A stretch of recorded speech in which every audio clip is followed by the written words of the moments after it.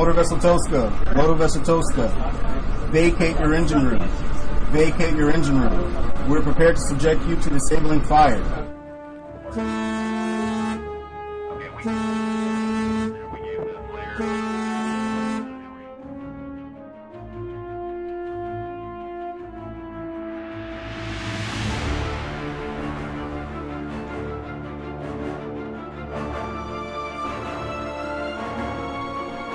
दोस्तों 20 अप्रैल 2026 रात के ठीक 3 बजे भारतीय वक्त के मुताबिक ओमान सागर में वो हुआ जिसने पूरी दुनिया को हिलाकर रख दिया है। डोनाल्ड ट्रंप जो हर मसले को धमकी, दबाव और ताकत के नशे से हल करना चाहता है, अब खुले समंदर में भी अपनी बादशाहत चलाने निकला है। लेकिन शायद व्हाइट हाउस में बैठे लोगों को यह लगने लगा है कि पूरी दुनिया उनकी जागीर है और हर जहाज, हर बंदरगाह, हर मुल्क उनके इशारे पर चलेगा। लेकिन इस बार सामने ईरान है और ईरान ने साफ कर दिया है कि जहाज रोकोगे तो जवाब मिलेगा, हमला करोगे तो पलटवार होगा। दोस्तों ये तमाम बड़ी खबरें जो हैं सामने आ रही है। आज की सबसे बड़ी खबर सिर्फ एक जहाज की नहीं है, ये खबर उस टकराव की है जो अब सीधे अमेरिका और ईरान के बीच समंदर में उतर चुका है। 20 अप्रैल की रात भारतीय समय के मुताबिक रात को करीब 3 बजे ओमान सागर में एक ईरानी कंटेनर जहाज तुस्का को अमेरिकी फौज ने रोक लिया। ईरानी मीडिया का कहना है कि जहाज पर फायरिंग की गई, उसके नेविगेशन सिस्टम को बंद कर दिया गया और फिर अमेरिकी मरीन कमांडो जहाज पर चढ़ गया।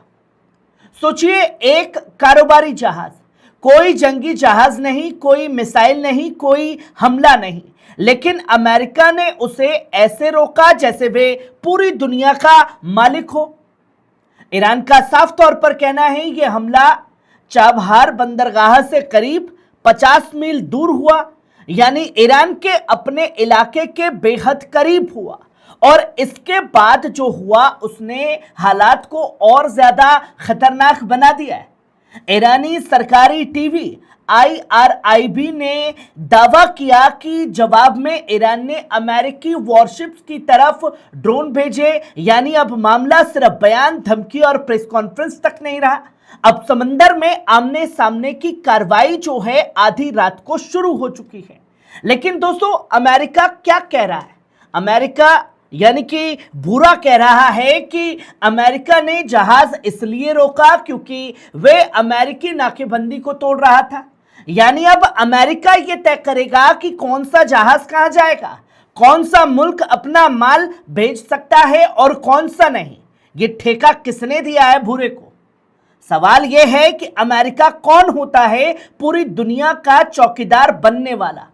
क्या इंटरनेशनल लॉ में कहीं लिखा है कि अमेरिका किसी दूसरे मुल्क के कारोबारी जहाज को खुले समंदर में रोक सकता है, जबकि वो इलाका इसका है भी नहीं? और दोस्तों सबसे दिलचस्प बात यह है कि अब अमेरिका के अंदर से भी आवाजें उठने लगी हैं। अमेरिका की मशहूर थिंक टैंक अटलांटिक काउंसिल के सीनियर एडवाइजर हार्लन उल्मन ने साफ कहा कि ईरानी जहाज को रोकना और उस पर कब्जा करना जंग की कार्रवाई है। उन्होंने कहा कि आप ऐसा नहीं कर सकते। यानी यह बात कोई ईरानी अफसर नहीं कह रहा है, यह बात खुद अमेरिका का एक बड़ा राजनीतिक जानकार कह रहा है। उन्होंने साफ लहजे में कहा कि अगर कोई मुल्क दूसरे मुल्क के कारोबारी जहाज को खुले तौर पर रोकता है, हमला करता है और कब्जे में लेता है, तो इंटरनेशनल लॉ के हिसाब से ये जंग का ऐलान माना जाता है।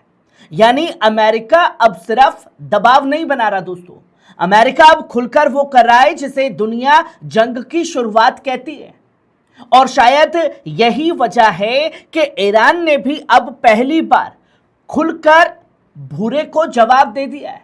ईरान के सबसे बड़े फौजी हेडक्वार्टर हजरत खातम अल अंबिया ने बयान जारी कर कहा है कि अमेरिका ने समुद्री डकैती की है। ईरान ने कहा कि अमेरिकी फौज ने जहाज पर हमला किया, उसका सिस्टम बंद किया और फिर उसे अपने कब्जे में ले लिया। ईरान ने यह साफ तौर पर कहा कि इसका जवाब होगा और बहुत जल्द होगा, जो तस्वीरें दुनिया बखूबी अपनी आंखों से देखेगी। दोस्तों, ये कोई मामूली बयान नहीं है। जब ईरान का सबसे बड़ा फौजी मुख्यालय यह कह रहा है कि जवाब जल्द आएगा, तो इसका मतलब है कि आने वाले घंटे और दिन बेहद खतरनाक होने जा रहे हैं। हुर्मुज के अंदर जो तस्वीरें लोगों के सामने होगी, क्या ईरान अमेरिका जहाजों को निशाना बनाएगा? क्या हुर्मुज की खाड़ी फिर बंद होगी? क्या तेल के जहाज रुक जाएंगे? क्या पूरी दुनिया में तेल की कीमतें आसमान छूने लगेंगी?